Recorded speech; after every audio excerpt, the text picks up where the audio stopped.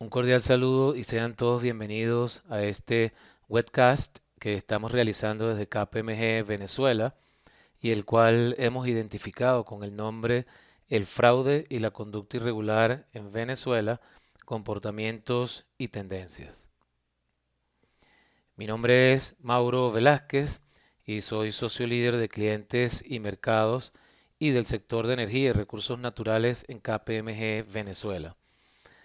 La presentación estará dirigida principalmente por nuestro socio Iván Briceño, quien es especialista en esta materia y está a cargo de la práctica forense y de Risk Consulting en KPMG Venezuela. En esta presentación estaremos conversando sobre los comportamientos identificados en relación con el fraude corporativo y las conductas irregulares en Venezuela, con el objetivo de ofrecer una visión general acerca de cómo las empresas venezolanas están gestionando estos asuntos y suministraremos información de valor en relación con los diferentes mecanismos para prevenir, detectar y reaccionar ante estos incidentes. Ustedes podrán interactuar en línea a través de preguntas y comentarios utilizando el chat que aparece en sus monitores.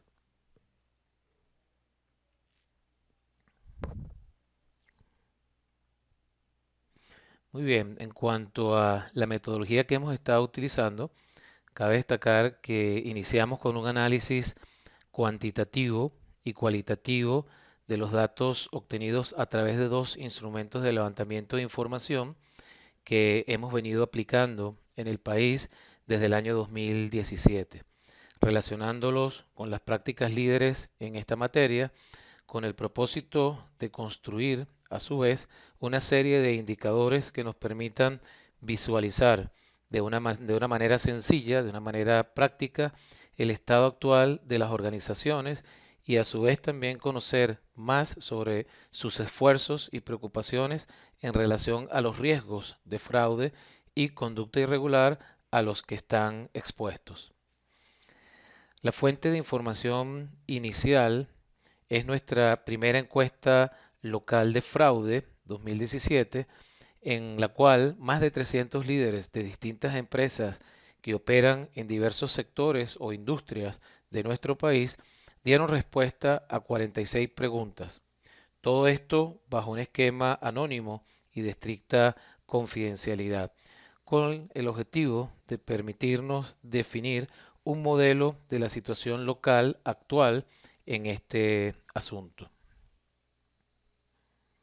El segundo grupo de datos provienen de la información que hemos logrado recopilar a través de nuestra herramienta Fraud Risk Scan, recurso exclusivo de KPMG que hemos estado aplicando de manera gratuita a las empresas que nos los han requerido.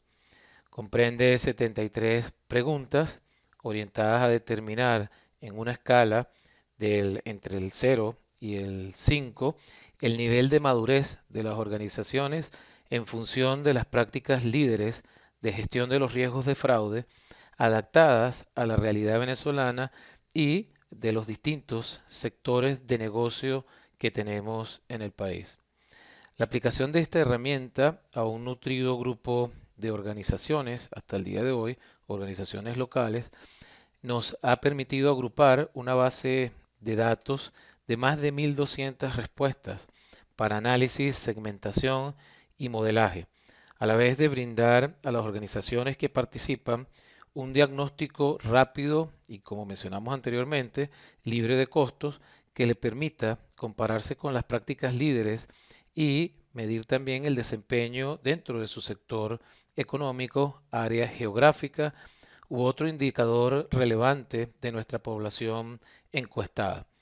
Y a su vez también conocer las áreas donde la organización puede estar requiriendo realizar una mayor inversión para reforzar sus procesos y controles y evitar de esta manera que estos incidentes se presenten o en caso de presentarse puedan ser identificados por las organizaciones de una manera oportuna. La información que se ha recopilado y analizado proviene de entidades privadas y públicas de distintas magnitudes, de distintos tamaños y que tienen operaciones en diversos sectores o industrias y zonas geográficas del país. Cabe destacar que aproximadamente 37% de estas entidades tienen operaciones en el exterior, es decir, son entidades que pertenecen a grupos multinacionales en los cuales, por lo general, por no decir en algunos casos, se observan procesos más fuertes para combatir el fraude. No necesariamente es siempre así. En estos estudios hemos enfocado nuestros esfuerzos en identificar, analizar, categorizar y comunicar las generalidades y particularidades locales en esta materia, ampliar y mejorar nuestra visión y conocimientos sobre estos elementos principales y algunos otros como las limitaciones y dificultades que experimentan las organizaciones en su lucha antifraude. Asimismo, explorar asuntos de la cultura organizacional, los matices nacionales, idiosincrasia, asuntos regionales y sectoriales y su incidencia en el desempeño en la gestión de prevención, detección, respuesta y en general del manejo de este tipo de asuntos. También identificar cómo las empresas evalúan sus riesgos, desarrollan y establecen procesos o mecanismos para mitigarlos, evitando de esta manera los efectos negativos que se generan en sus negocios. Cómo se preparan estas empresas para hacer frente a las amenazas internas y externas, actuales y futuras. En este caso nos referimos fundamentalmente al ambiente de los negocios de una determinada entidad que genera o la hace vulnerable a la ocurrencia de fraude o conductas irregulares. Recordemos que el fraude puede abarcar cualquier delito para generar ganancias o beneficios mediante el uso del engaño como principal modus operandi. Incluye cualquier acto intencional o deliberado de privar a otro de una propiedad o dinero por la astucia, el engaño u otros actos desleales. El fraude puede realizarse contra una persona o varias personas, contra una entidad o grupo de entidades. Y en el caso que se orienta hacia las entidades, obviamente comprometer a estas entidades, ya sea de manera interna, a través de sus empleados, directivos, funcionarios y hasta en algunos casos sus propietarios, o externamente a través de los clientes, proveedores y otras partes de interés. El fraude contra las empresas, también conocido como fraude corporativo, viene a ser el delito elegido, el delito preferido por las economías modernas y puede estar presente en todo tipo de organizaciones donde haya dinero u otros bienes de valor. Según el reporte de las Naciones 2018 de la Asociación de Examinadores Certificados de Fraude, una institución de gran reconocimiento a nivel mundial y experticia en este tipo de asuntos, conocida por sus siglas en inglés ACFE, Association of Certified Fraud Examiners.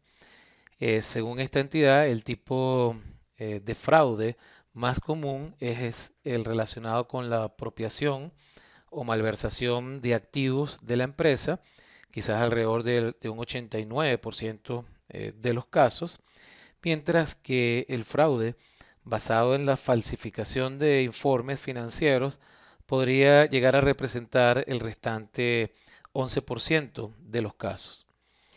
Estos fraudes afectan principalmente a los accionistas y en muchos casos cuando se materializan producen cuantiosas pérdidas, afectan la imagen de la empresa y pueden llegar a amenazar inclusive la continuidad de sus actividades.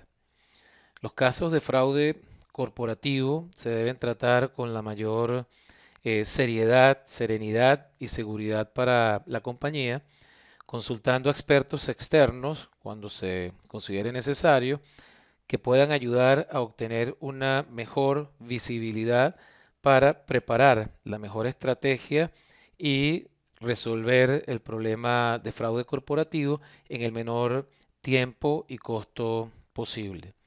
Firmas independientes y especializadas en estos temas, como es el caso de KPMG, donde existe toda una práctica forense desarrollada y certificada, ayudan a las organizaciones en la elaboración de diagnósticos, revisiones y desarrollo de sus procesos y mecanismos para prevenir, detectar y reaccionar ante el fraude y la conducta irregular, así como también en el cierre de brechas que se identifican y, en algunos casos, apoyo en los procesos de investigación cuando ya ha ocurrido o se sospecha que ha ocurrido fraude o conducta irregular.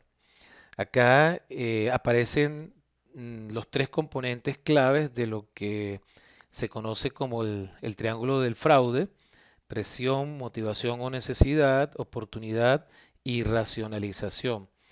Tres componentes destacados por los especialistas como necesarios para que una persona honesta que trabaja en una empresa decida o se vea inclinada a cometer un ilícito. A estos tres elementos le agregamos también la capacidad de su fuerza laboral, el cual opera de forma bidireccional, ya sea por la ausencia o abundancia de conocimientos específicos de procesos u organización.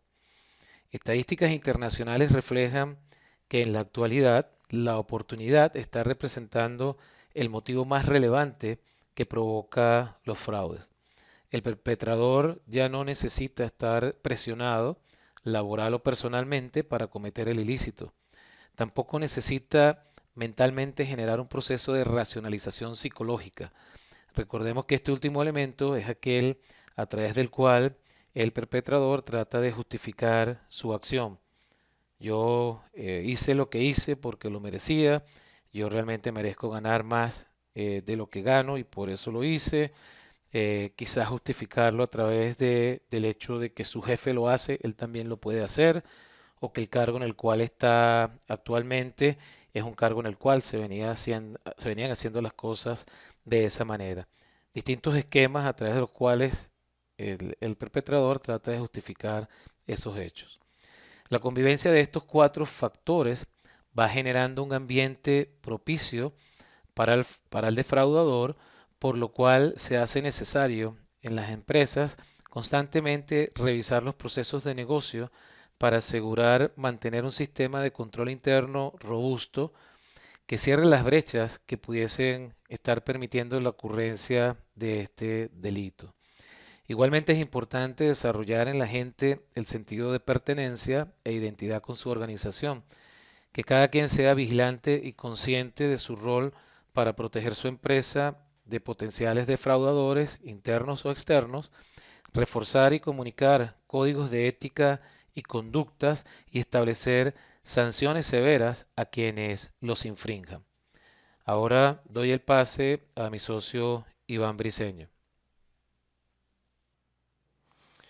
Una vez que comprendemos el ecosistema del fraude venezolano, es pertinente profundizar un poco más en los resultados de nuestros estudios. Y dentro de estos resultados hemos definido una serie de métricas que inician fundamentalmente por entender la posición de las empresas ante el riesgo de fraude. ¿Cuán interesadas están las organizaciones en gestionar adecuadamente sus riesgos de fraude? ¿Qué tan confiados se sienten sus ejecutivos con relación a la información que estos poseen, que tienen a la mano?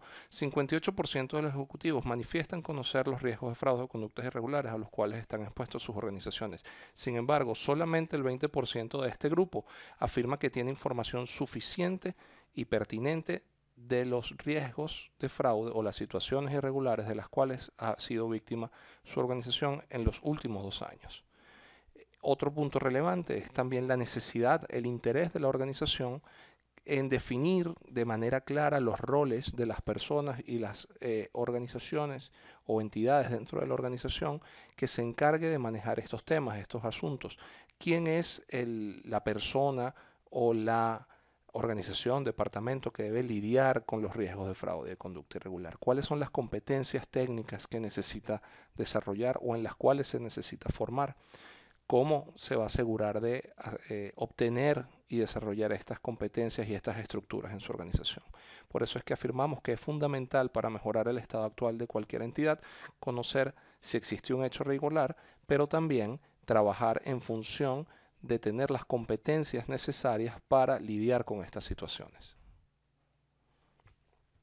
Si vemos un poco más de estadísticas y de resultados, pudiésemos profundizar quizás en las principales características de las situaciones irregulares.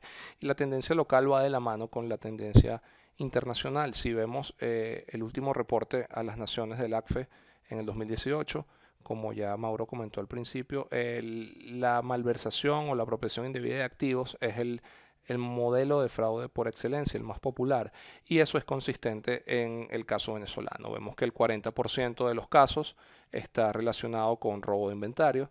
Tenemos también temas de facturación ficticia y sabotaje de operaciones con 24% cada uno, y una serie de otras modalidades que toman en su conjunto el protagonismo bajo el esquema de malversación de activos.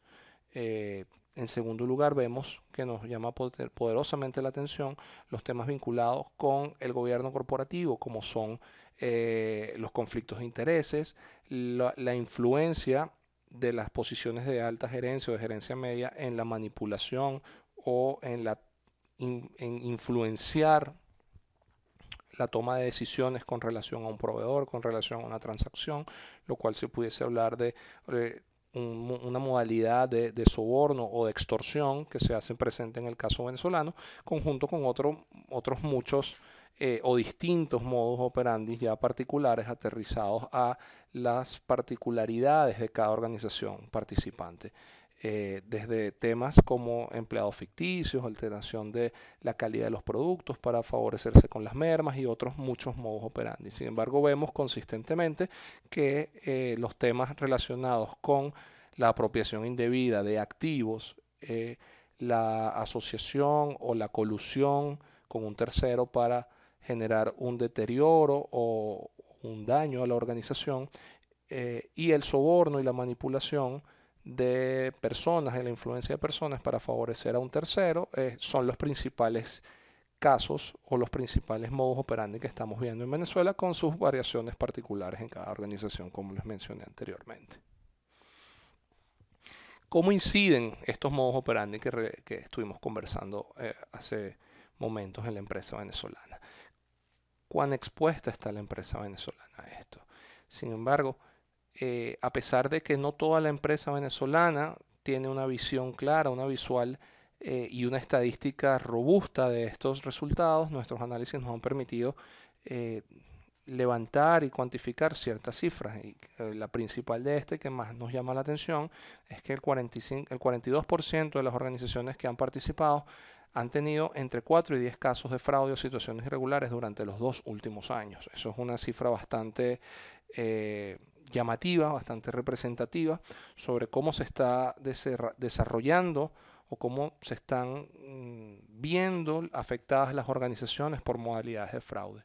Cuando hablamos de este 42% y preguntamos sobre el conocimiento que tienen de estas situaciones, de las situaciones que han ocurrido en las organizaciones, 72% afirman no tener información, no tener conocimiento sobre qué ocurrió durante estos 2 últimos años, qué fue la profundidad, el detalle, cómo ocurrió, cómo se respondió a estas situaciones irregulares. Solo el 28% afirma sí manejar cierto nivel de información que a su vez cuando hurgamos un poco más o queremos obtener mayor detalle y preguntamos cuán satisfecho te sientes con la información que manejas, pues las respuestas son totalmente disímiles, ¿no? Un 59% dice que afirma tener un alto grado de conocimiento de lo que ocurrió, sin embargo no se siente totalmente satisfecho con la información que maneja o con la gestión que se le dio a la situación, un 37% confirma también que tiene poca información y un 5% declara que no tiene nada de información. La constante en los diferentes grupos de encuestados y los grupos de respuesta es que más allá de que manejen o no manejen información, no se siente una seguridad o una comodidad notable con la calidad de la información que se maneja y con la calidad de la respuesta que se está dando.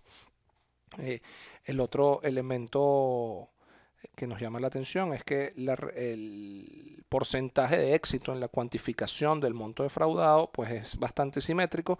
52% de las organizaciones dicen que pudieron llegar a realizar cierto nivel de cuantificación de los daños y el 48% restante o bien no sabe si lo logró cuantificar o declara que no lo pudo cuantificar. En promedio las modalidades de fraude se mantienen en un rango de tiempo para su detección de 12 a 18 meses en la mayoría de los casos y se siguen viendo que las modalidades o las áreas que son más susceptibles a las conductas irregulares, a los esquemas de fraude, están relacionadas con los procesos de venta, atención al cliente, interacción con terceros, bien sea clientes o proveedores.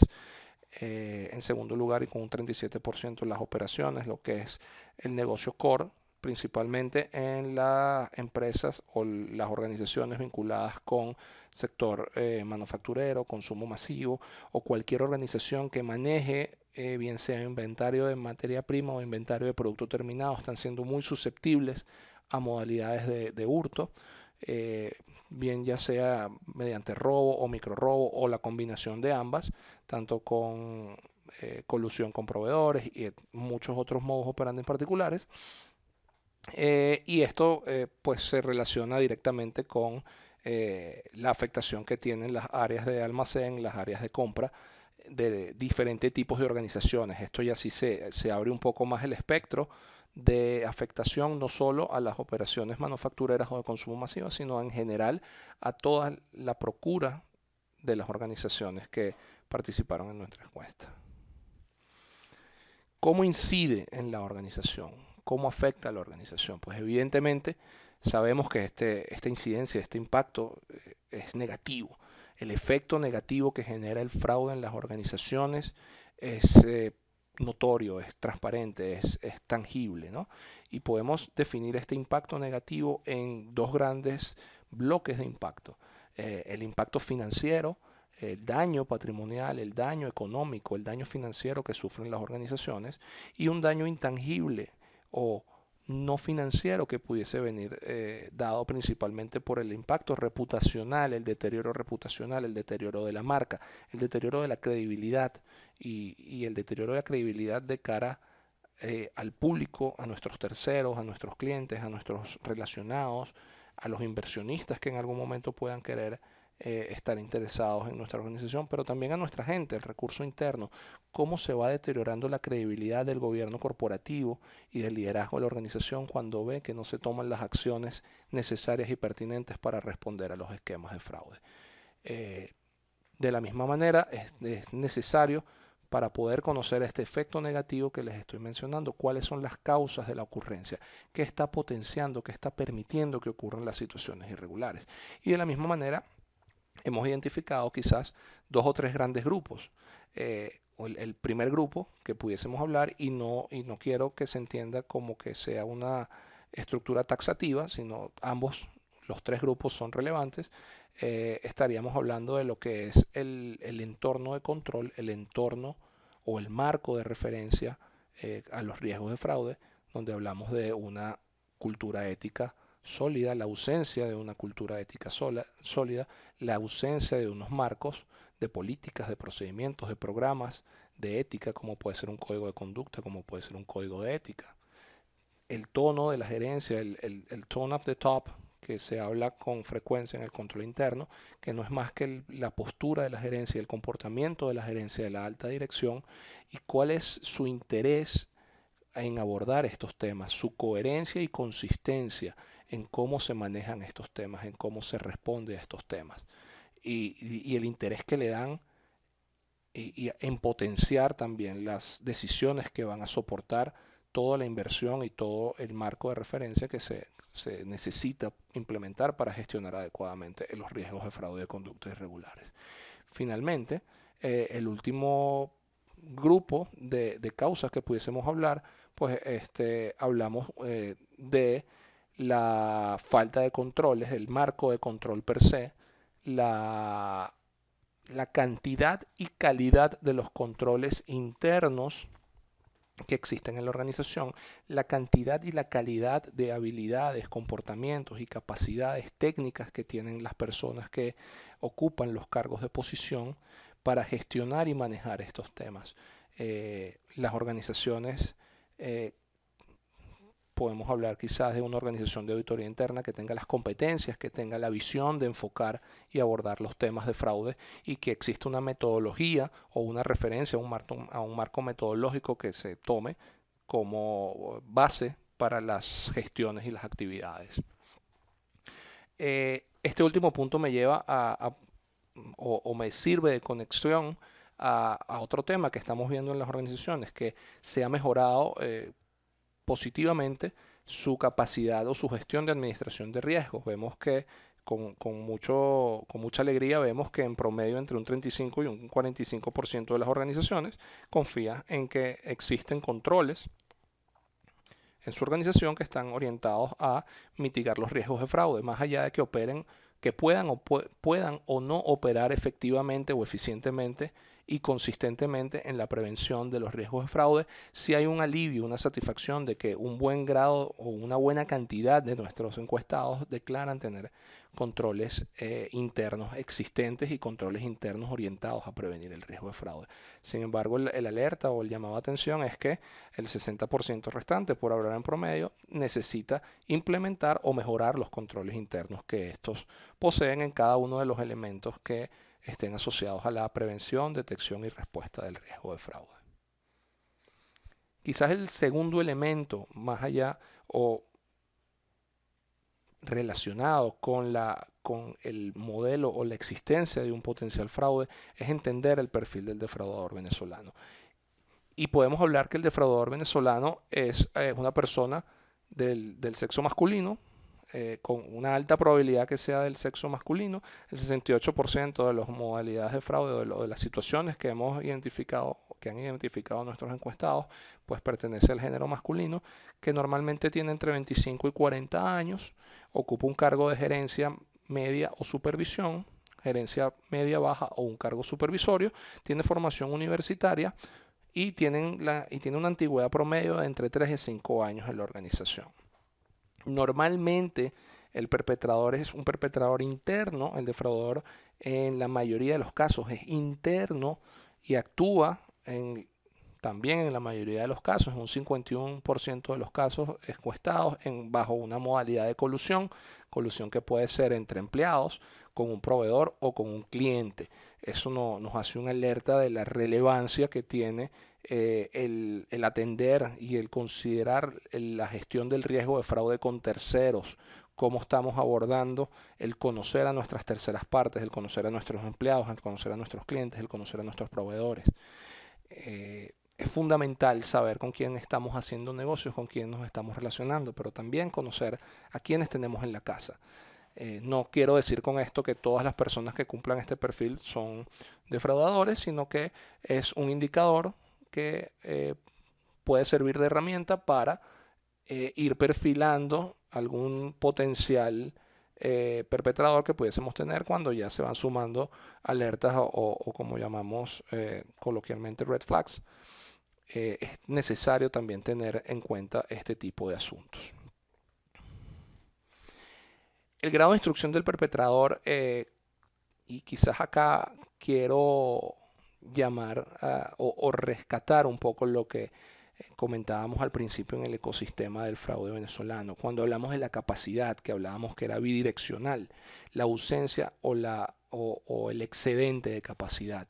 Pues bien, lo que estamos observando es que el defraudador no es el defraudador venezolano, en los modos operantes que se aplican en Venezuela, no es un defraudador altamente técnico, altamente estudioso. No son modelos de fraude o modelos de sistemas de defraudar altamente sofisticados. Son más bien personas que sí tienen educación universitaria, en su mayoría son o universitarios o TCU. Eso nos cubre aproximadamente el 60% de las respuestas obtenidas, pero conocen muy bien el negocio, conocen muy bien la operación, conocen qué funciona bien, qué no funciona bien, conocen cómo revisan, conocen cuáles son los controles y cómo pueden ser violentados, cómo pueden violarlo. Entonces estaríamos hablando que, y también rescato el término que compartimos al principio de la astucia, son personas hábiles y con conocimientos prácticos más que con conocimientos teóricos que vengan de la vía universitaria o de la vía técnica, de la vía de estudios. Cuando hablamos de los motivos, pues los motivos, el motivo clásico y que de lejos estamos obteniendo en los resultados, pues es la combinación de oportunidad por un entorno de control débil con la ambición o la codicia. Siempre el ser humano, por definición, va a querer más, es inconforme, va a buscar ir más allá, y eso, por bien o por mal, cuando se junta con la oportunidad de cometer un fraude o de hacer un daño a la organización, pues es una mezcla casi que química de combustión, ¿no? Es una mezcla perfecta para un desastre cuando tenemos la codicia, la necesidad o la ambición de una persona de querer algo, de querer dinero, de querer un mejor estilo de vida, y se nos junta que esta persona que ya tiene un deseo, tiene una oportunidad tangible que dice, oye, es muy fácil conseguir esto que deseo si tomo este camino porque veo que acá está la posibilidad de llegar fácil y rápido a mi objetivo. En segundo lugar, tenemos los problemas económicos. Los problemas económicos, entendiéndolo como que pudiésemos traducirlo que si bien una persona puede tener problemas económicos, pues al final termina siendo un elemento directa o indirectamente relacionado con una ambición, con una codicia. Es la necesidad de tener algo, la necesidad de obtener un beneficio económico. Quiero tener más dinero, necesito tener más dinero o deseo tener más dinero. Al final del día, por lejos, estos son los principales motivadores de los perpetradores para cometer un delito. Si bien hablamos quizá de lo más relevante, de lo más evidente que podemos ver en un perpetrador, y eso salta a la vista, todos los que hemos convivido con una modalidad de fraude en nuestras organizaciones, bien sea porque lo hemos investigado o porque hemos estado inmersos en una situación donde en nuestras organizaciones vemos cómo ocurre y no se ha dado la respuesta o no se ha denunciado o no existen los mecanismos para hacerlo, pues es muy claro y casi que eh, evidente, ¿no? Estas características del defraudador. Hay otras conductas también de la misma manera, conductas o señales de alerta que queremos compartir con ustedes y que también son resultados de nuestros estudios.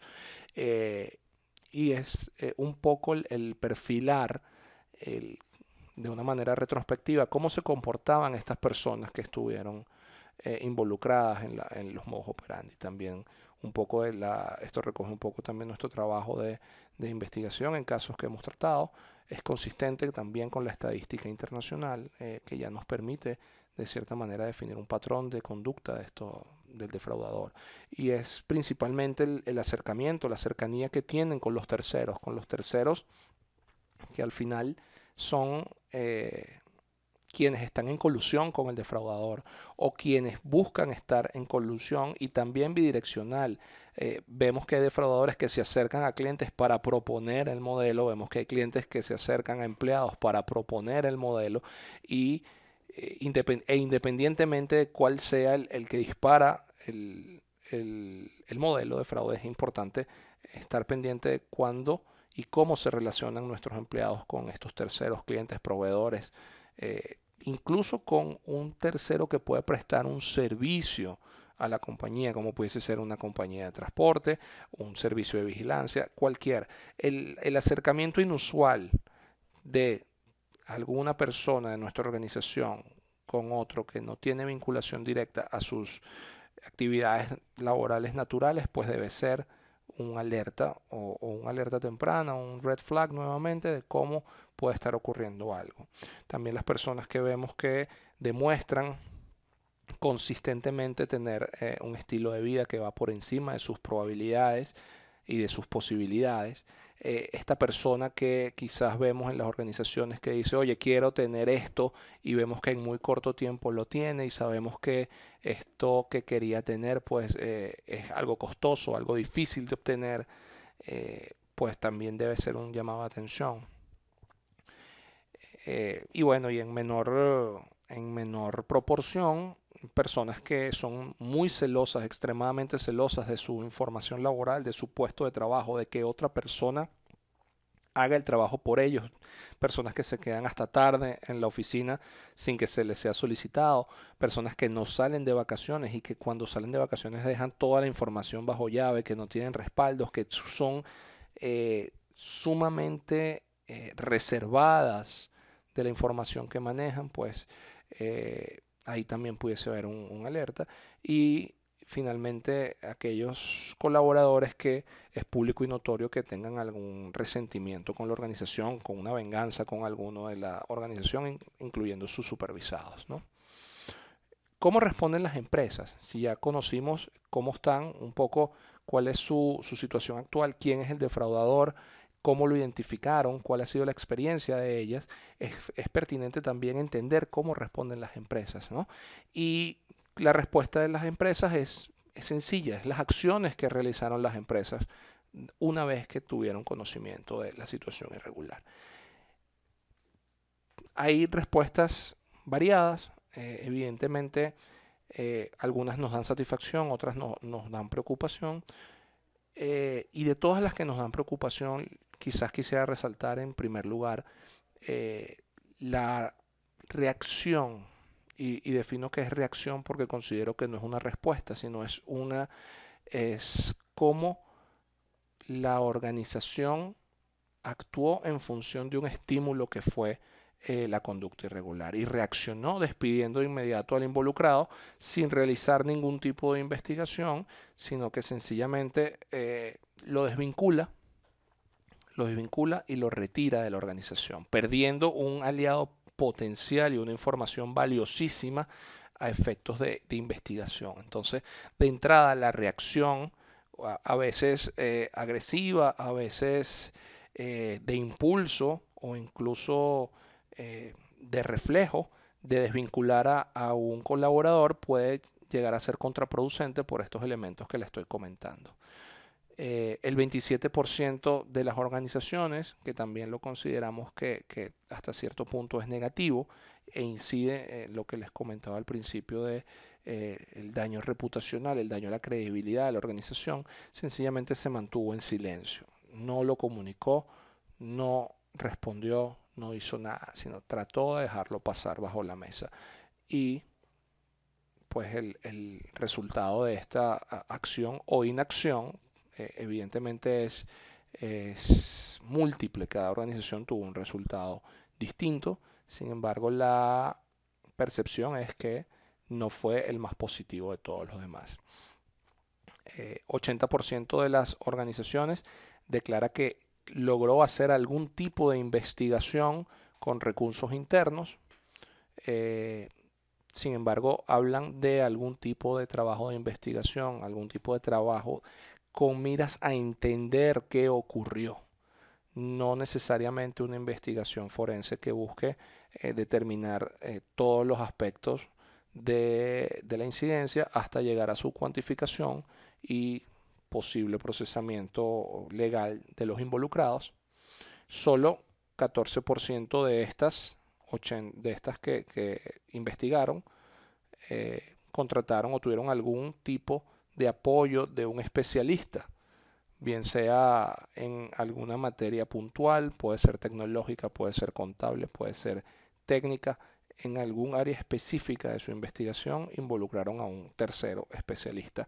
Y finalmente solo 14% de las organizaciones encuestadas sí tiene una política de divulgación, sí comunicó adecuadamente qué hizo, qué ocurrió, qué hizo y cuál fue el desenlace o cuál es la actualización de esta situación.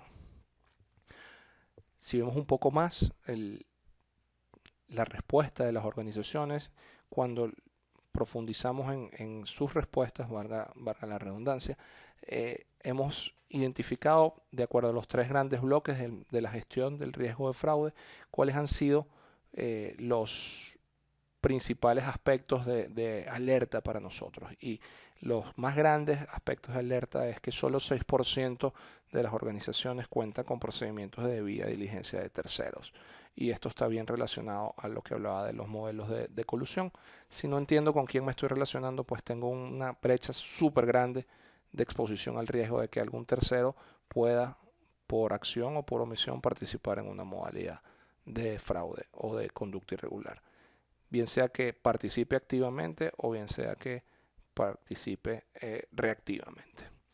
Dentro de los otros elementos de prevención que nos llaman la atención está lo relacionado con el marco ético. 69% de las organizaciones encuestadas no tienen un marco ético definido, no tienen políticas, procedimientos, manuales, códigos, así sea lo mínimo necesario con relación a la ética de la organización, a los valores, a qué son las conductas aceptadas, qué es considerado una conducta irregular, quién la procesa y cómo se manejan, cuáles son los marcos de referencia para procesar situaciones de esta índole.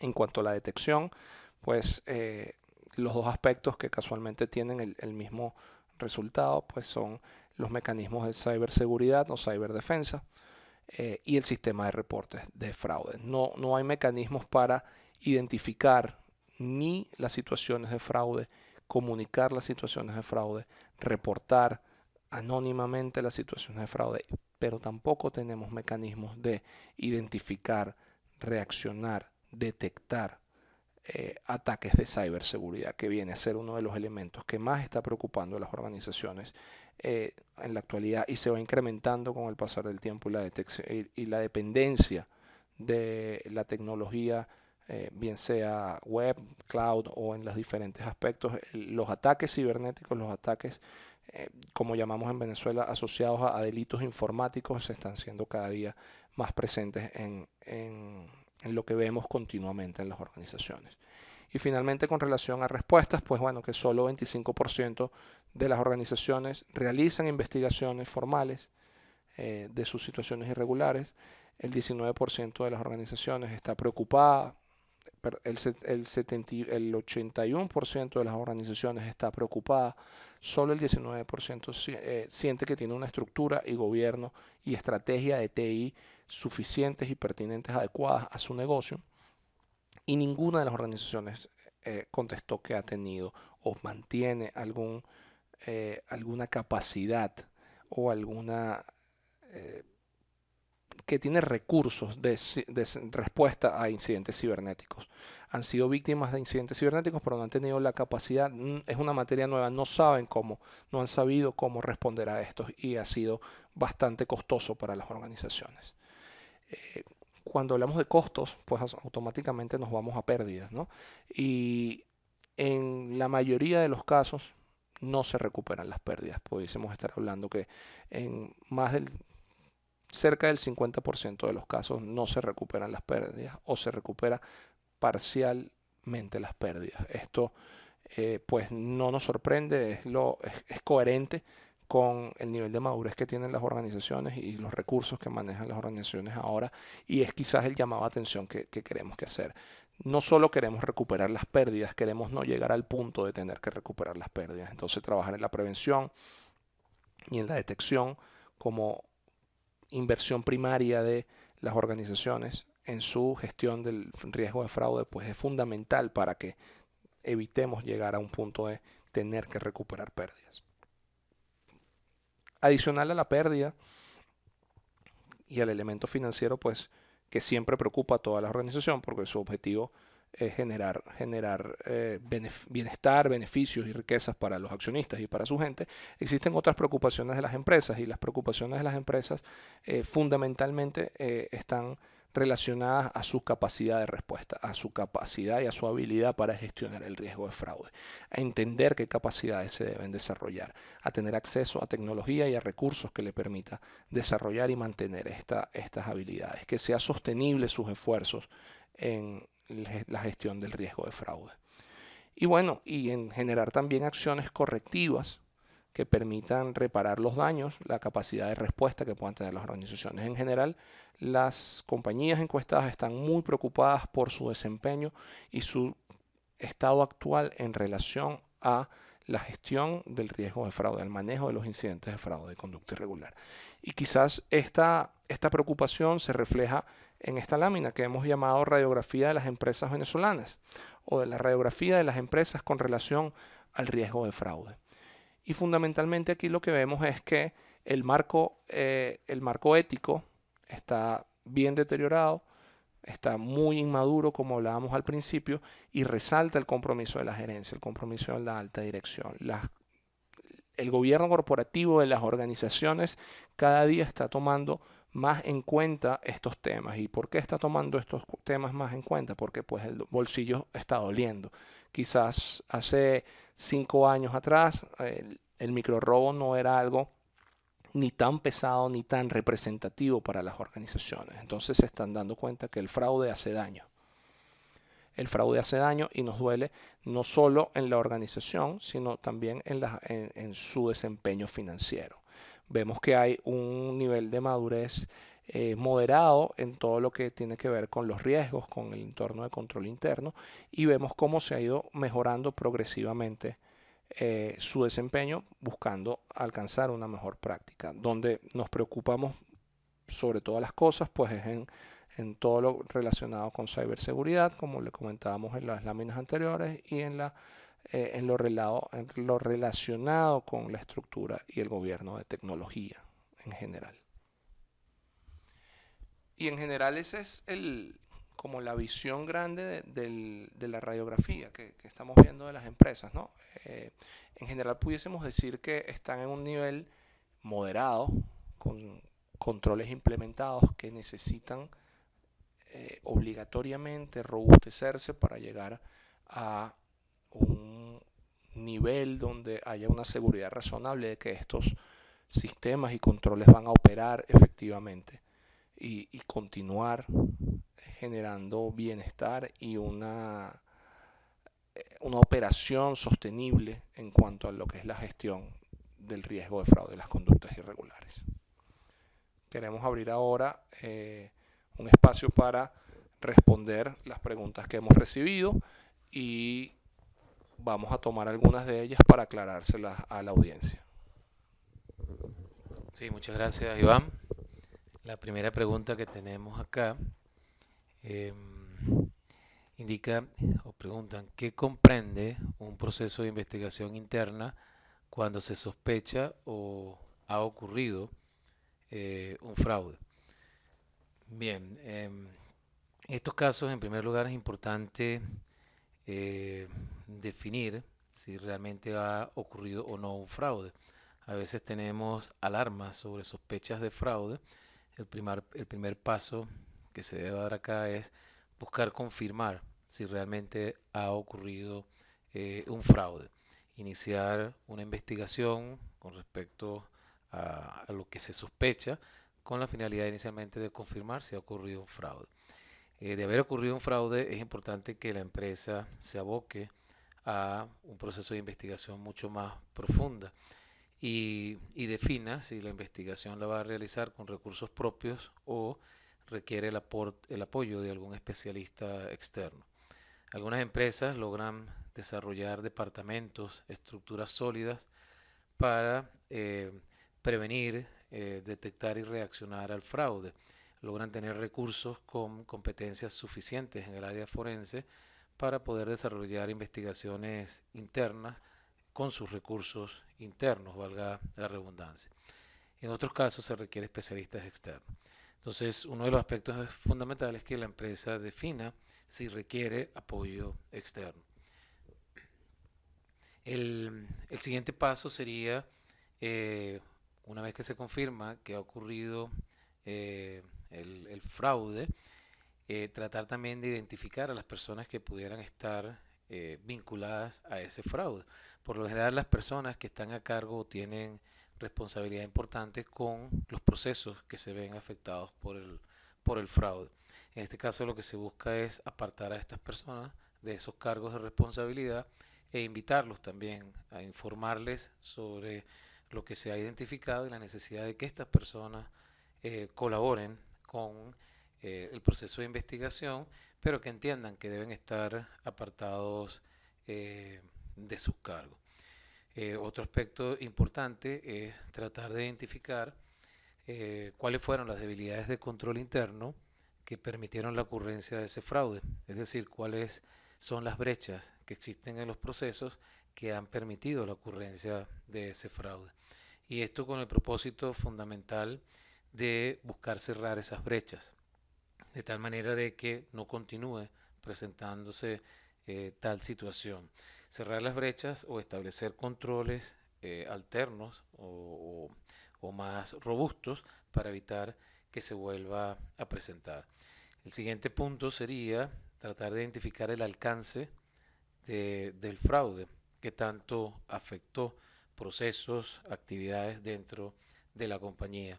En algunos casos esto lo podemos denominar buscar delimitar de alguna manera los efectos que ha generado ese fraude.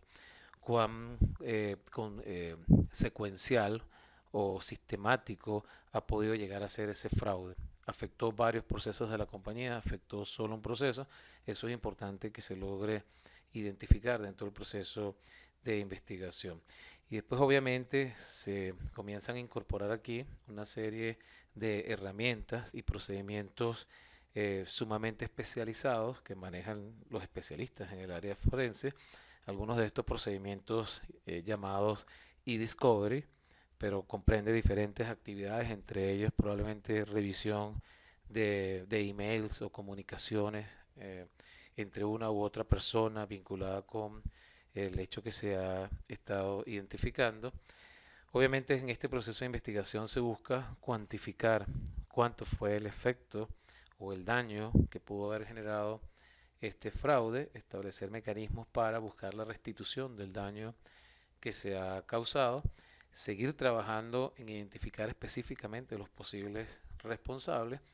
En un momento inicial pudieran verse muchas personas con cierta sospecha vinculada al hecho, pero después esto debe depurarse para llegar con mayor precisión a las personas que realmente estuvieron involucradas y sobre esas personas se establecen sanciones, en primer lugar internas e inclusive en algunos casos esto pudiera llevar a consecuencias más dramáticas, ¿no? Bien, la segunda pregunta que tenemos acá indica, se mencionó que muchas empresas despiden a sus funcionarios cuando se sospecha que ha ocurrido un fraude, porque se indica que no es correcto hacerlo en todos los casos. Bueno, sí, si bien como comentábamos en la respuesta anterior, ¿no? No es correcto porque son la fuente principal de información.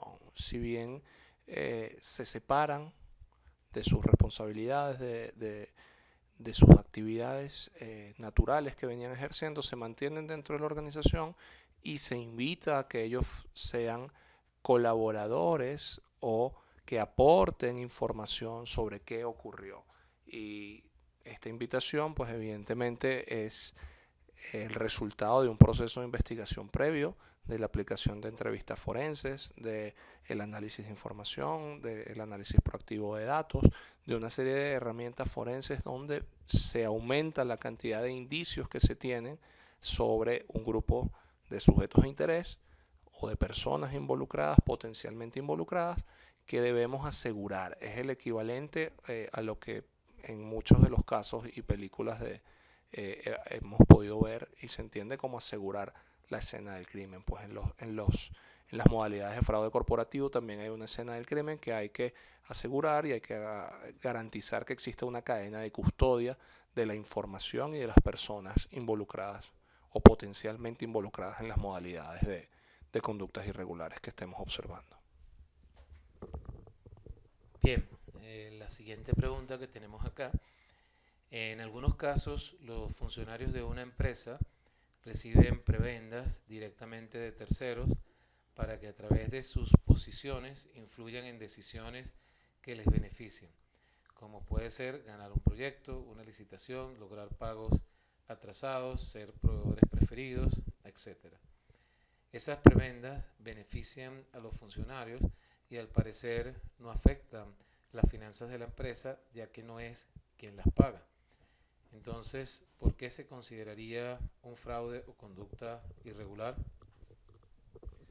Aquí hay que hacer principalmente una precisión, ¿no? Y es de índole legal. Cada país, cada jurisdicción tiene una ley anticorrupción, una ley que regula el soborno, la corrupción, el, el manejo indebido de las relaciones con terceros de una manera diferente. Si voy o en un contexto genérico, la respuesta que le podría dar a esta consulta de la audiencia es que todo tipo de prebenda que busque generar o beneficiar a un tercero o a más de un tercero de una manera directa o indirecta, obteniendo en contraprestación un beneficio económico o un beneficio material o incluso inmaterial, califica como corrupción dentro de la definición general de, de los modelos o los modos operantes de fraude. Que las organizaciones no sean quien los paga, pues eso es debatible, porque al final del día todo lo que recibe un funcionario, voy a poner un ejemplo, si un funcionario X de una organización aprueba un contrato o una licitación y recibe a cambio un viaje a cualquier lugar, ese viaje seguramente está traducido posiblemente en un sobreprecio que tuvo esa licitación. Entonces, indirectamente la compañía termina siendo víctima financieramente, económicamente, de las modalidades de corrupción y de soborno, y directamente, de una manera no tangible, con su daño reputacional al tener en su organización elementos que están involucrados en modalidades de corrupción o de soborno.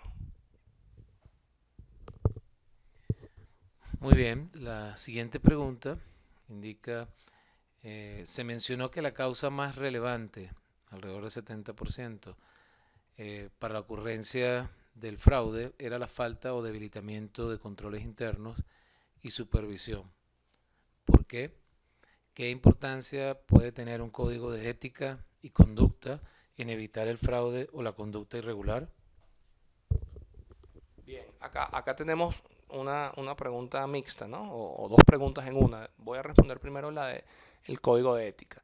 Y la importancia que tiene el código de ética o el código de conducta en evitar el fraude o la conducta irregular es múltiple y pasa desde una perspectiva inicial, que es definir claramente las reglas del juego, definir a los miembros de la organización qué es una conducta ética, qué es una conducta aceptable y cuáles no para la organización, cuáles son los valores, los principios, el comportamiento que debe tener cada uno de los colaboradores de la organización, cuáles son las modalidades de interacción, y esto me conecta con la pregunta anterior, qué tipo de regalos, qué tipo de prebendas puedo aceptar yo que son tolerables para la organización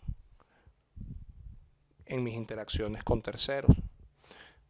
De ahí podemos subir a un elemento mucho más complejo, que es cómo se gestionan las situaciones que puedan generar duda o que puedan estar asociadas a un mal comportamiento, a una conducta irregular o a un posible fraude. Cómo las manejo, cómo las gestiono y cómo las resuelvo. Eso es la importancia del marco ético, más allá del código de ética, sino de un sistema o un marco de referencia de gestión ética y de conducta en las organizaciones.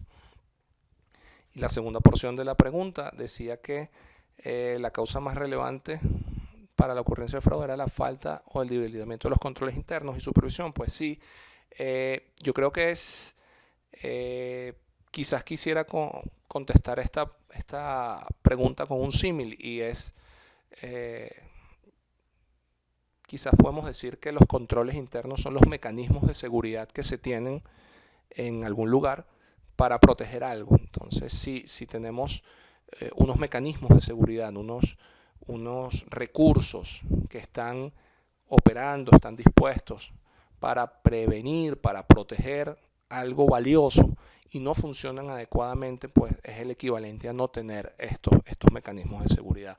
Y cuando les decía lo del símil, quiero pedirles por favor que se imaginen, como hemos visto también en algunas películas, imagínense un diamante dentro de una caja fuerte, la diferencia que hay que el diamante esté dentro de la caja fuerte con la caja cerrada con su combinación a tener el diamante dentro de la caja fuerte con la puerta de la caja abierta. Pues evidentemente la caja fuerte no aportaría mayor valor en el resguardo de esta joya. Y básicamente eso es lo que ocurre también con el riesgo de fraude cuando los sistemas de control y de supervisión no operan efectivamente. Muy bien, vamos a ir ya cerrando la ronda de preguntas. Vamos a considerar dos más. La siguiente indica, ¿puede KPMG apoyar a las organizaciones en sus procesos de prevención, detección y respuesta al fraude o la conducta irregular? Sí, definitivamente KPMG podemos ayudar a las organizaciones en cualquiera de los tres componentes del modelo de gestión de fraude, bien sea focalizado o amplio, parcial o integral, ¿no? Tenemos una práctica con profesionales acreditados, especializados en la gestión del riesgo de fraude, en investigaciones, en temas de ciberseguridad, en temas forenses tecnológicos que se adaptan a las necesidades de los clientes y pueden ayudarlos con toda seguridad a gestionar y resolver sus asuntos de fraude y de conducta irregular. Es clave siempre, y siempre lo comento, que también se asesoren con un equipo de abogados, bien sea internos o externos a la organización, de acuerdo a la estrategia que tenga cada entidad para dar respuesta a estas situaciones, porque en equipo podemos sustentar de una manera mucho más robusta el trabajo y lo que se necesita para llevar adelante una reclamación por resarcimiento de pérdidas o por procesar a una persona que comete una irregularidad. Sí, la última pregunta.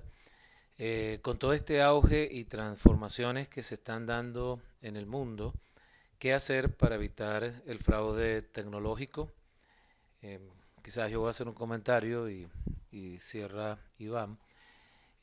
Obviamente que la tendencia global de las empresas apunta hacia la adopción de esquemas disruptivos, incorporación en gran medida de procesos innovadores, retar modelos de negocio con la finalidad de fortalecer, hacer mucho más eficientes sus procesos y aquí entran todos estos aspectos que hoy en día observamos a nivel de las empresas, como es la revolución 4.0, el workforce, obviamente la digitalización, la incorporación de inteligencia artificial.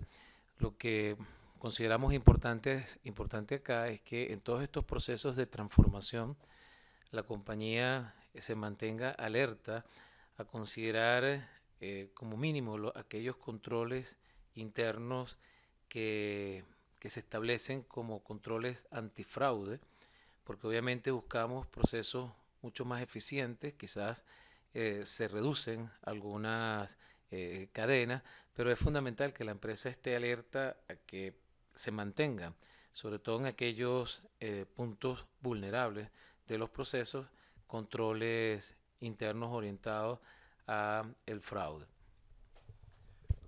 Sí, sí. Agregando un poco lo que comentas, yo les dijera cuidado. A la velocidad que avanza la tecnología, pues evidentemente va avanzando el riesgo de fraude tecnológico. y muchas veces los cambios de la tecnología que comentaba Mauro anteriormente no se comprenden del todo y no hay una receta mágica. Lamentablemente yo no tengo una receta mágica para decirles cómo evitar el fraude tecnológico, que es la pregunta de esta persona. Sin embargo, sí les puedo sugerir mucha cautela y mucha proactividad, entender la tecnología con la que están relacionándose, entender las limitaciones de esta tecnología, entender las limitaciones y las capacidades de las personas que están manejando este cambio tecnológico, que están gestionando esta tecnología, entender cómo esta tecnología afecta las operaciones del negocio, pudiendo llegar incluso a transformarlas, para poder identificar y mapear los nuevos riesgos de fraude o los riesgos de fraude emergentes asociados a la tecnología, entender las limitaciones de la organización, hacer un esfuerzo con la mayor intensidad posible en conceptualizar, entender y dimensionar la exposición tecnológica de la organización y cuáles son los riesgos de fraude directos e indirectos a esta interacción tecnológica. En el segundo lugar, luego de que tenemos este ejercicio de entendimiento, pues desarrollar todos los mecanismos de prevención posibles, controles preventivos. Pudiésemos hablar de firewalls, pudiésemos hablar de seguridad en la nube, pudiésemos hablar de herramientas de monitoreo de ciberseguridad y cualquier otra, por mencionar solo algunas, ¿no? Con el fraude tecnológico, igual que con el resto del fraude, pero con mucho más énfasis, la clave es prevención, entender, dimensionar los riesgos y enfocar todos los esfuerzos a prevenir. Bien, muchísimas gracias a todos por su participación. Cualquier comentario que pudieran tener o cualquier apoyo que requieran en esta materia, no duden en contactarnos. En la pantalla pueden ver la información para podernos contactar. Hasta luego.